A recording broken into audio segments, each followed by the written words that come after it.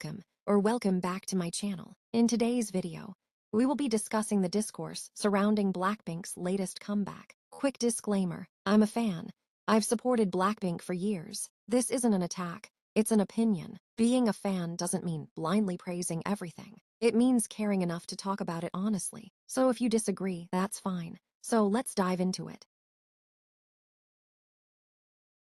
Go became the song people kept describing as hollow. The production feels stripped back. The instrumental leaves a lot of space. Blackpink is known for explosive drops, for loud, cinematic payoffs, for that moment in the chorus where everything hits at once and you feel it. Go takes the opposite route. It leans into restraint, and that's bold. But here's the problem. When you're a group known for maximalism, minimalism feels risky. Some fans called it mature, others called it unfinished. Some even said it sounded like a demo version of something bigger.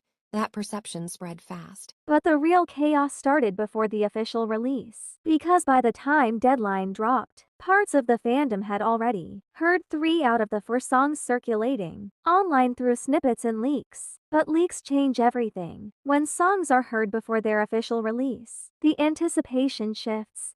The shock factor disappears. The first listen moment becomes a replay instead of a premiere. And for a group like Blackpink, whose comebacks are treated like global events, that loss of impact is huge.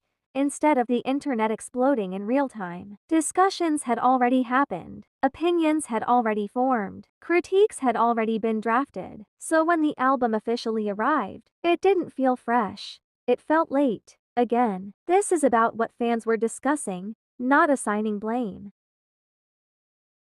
And then there's the Jisoo conversation. Once again, fans noticed how limited Jisoo feels in this comeback. In multiple tracks, her parts are brief, sometimes just a few lines before the song shifts back into heavy production or rap-focused sections. Even visually, some viewers felt her screen time didn't match her presence. This isn't about her talent. If anything, that's why the frustration exists. She has one of the most distinct vocal tones in the group. But when the structure leans heavily into chant hooks and explosive drops, her voice doesn't always get the space it deserves. At this point, it feels less like coincidence and more like a pattern in how YG Entertainment structures their songs. And when comebacks are this rare, every second counts. Here's the uncomfortable truth.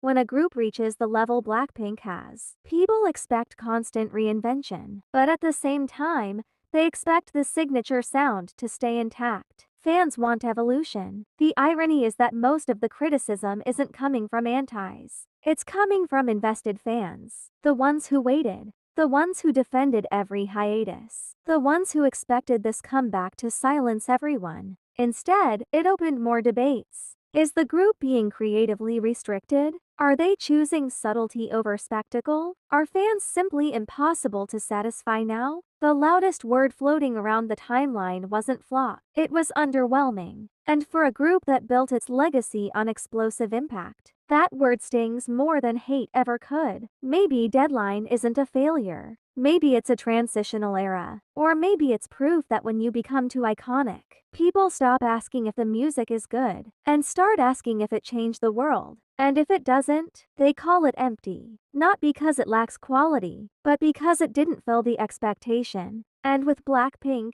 expectation is louder than any beat drop.